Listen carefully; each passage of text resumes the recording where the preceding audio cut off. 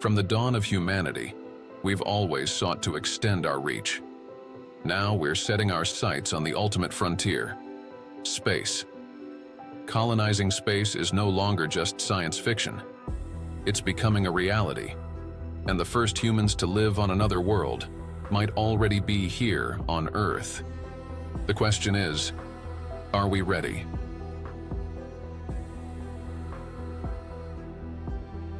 The idea of colonizing another planet presents immense challenges.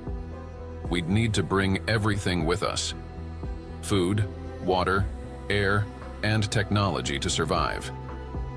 Chris McKay, a NASA scientist, reminds us, if anything's missing or something breaks, it could spell disaster.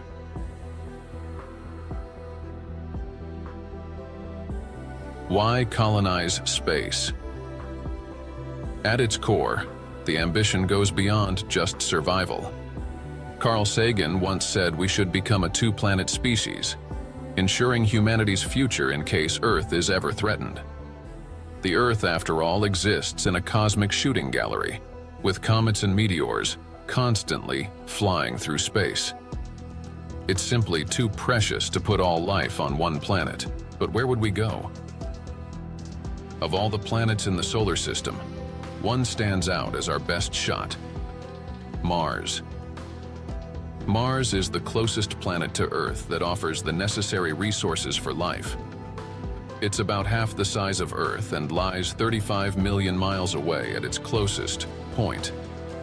Its red hue, once associated with war and hostility, could ironically be our safest refuge in the solar system. While the outer planets are gas giants with no solid ground, and Venus is scorched by a runaway greenhouse effect, Mars seems like the best candidate for colonization. But it's not without its dangers. Mars's atmosphere is thin, and its temperatures can plummet to 40 degrees below zero. However, pressurized suits and protective habitats could allow humans to survive. More importantly, Mars has the raw materials we need, like carbon dioxide, which we can turn into oxygen and fuel. Water vapor can be harvested from the atmosphere and polar caps. This makes Mars a prime candidate for establishing a colony.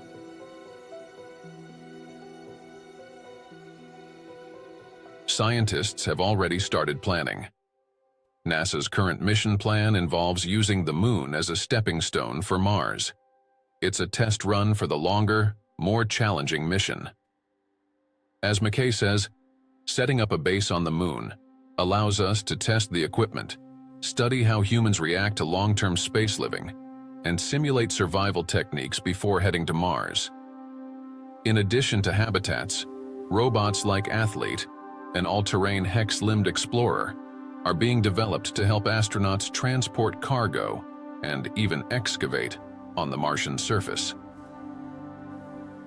NASA's goal is to make Mars a self-sustaining colony, and testing this technology on the Moon is a vital first step.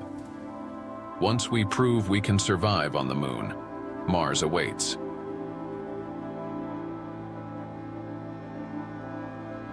The Mars Direct Plan, created by the Mars Society, proposes sending an Earth Return Vehicle, ERV, to Mars first, using Mars's atmosphere to generate rocket fuel. Once the ERV is in place, a crew habitat module would be sent with astronauts to start building a settlement. Each mission would add another habitat module, gradually creating the first human colony on another world. The best part? This isn't futuristic science fiction. It's all achievable with the technology we have today. But living on Mars will be the ultimate test of human endurance.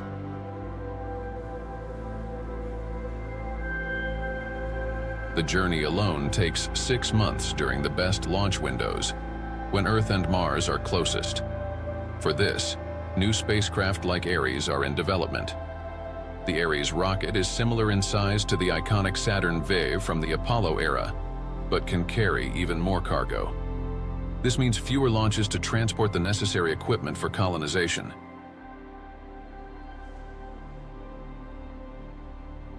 Once on Mars, Astronauts will face both physical and psychological challenges.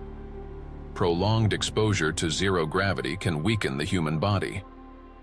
Astronaut Jerry Linenger, who spent months aboard the Russian Mir space station, experienced significant bone loss and muscle atrophy.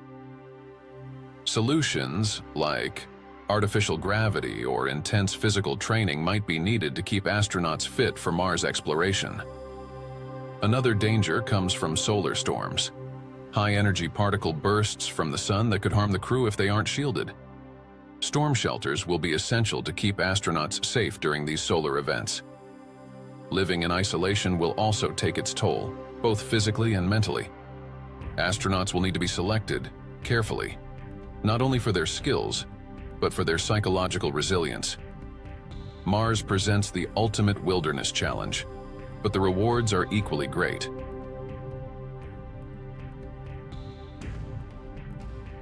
Scientists at NASA and the Mars Society have been simulating Mars missions on Earth to prepare for the real thing. Researchers live in isolated habitats in places like Devon Island in the Arctic, simulating life on Mars by conducting fieldwork, using limited water, and working under Mars-like conditions. These practice missions help scientists figure out how little water humans need to survive and how well they can work under isolation.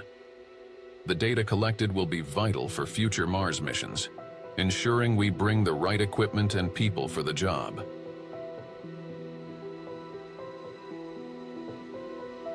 Once on Mars, the primary mission will be to search for evidence of life. Using radar, astronauts will search for groundwater and drill for samples to study. If Mars has, or once had, life, it could be the key to making Mars a viable home for humans.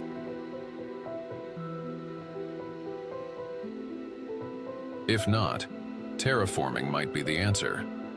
Terraforming Mars involves warming the planet and releasing greenhouse gases to thicken the atmosphere, allowing liquid water and eventually making the air breathable.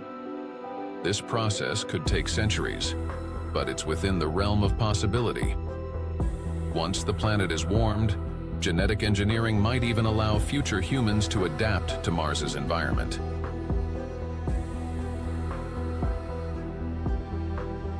Colonizing Mars will be the ultimate test of human ingenuity. It won't be easy, but the potential rewards are enormous. Space colonization will expand humanity's horizons, giving us not just a new place to live, but also a new frontier for discovery and exploration. As we push the boundaries of what's possible, one thing becomes clear. Space colonization won't just be about planting a flag. It'll be about planting a seed of life and civilization on a new world. And who knows? In the future, when we gaze into the night sky and ask, "Is anybody out there?" the answer might be, yes, it's us. If this vision of the future excites you, give this video a like and subscribe to our channel for more fascinating insights into space exploration and the future of humanity. What do you think? Will we become a multi-planetary species? Leave a comment below.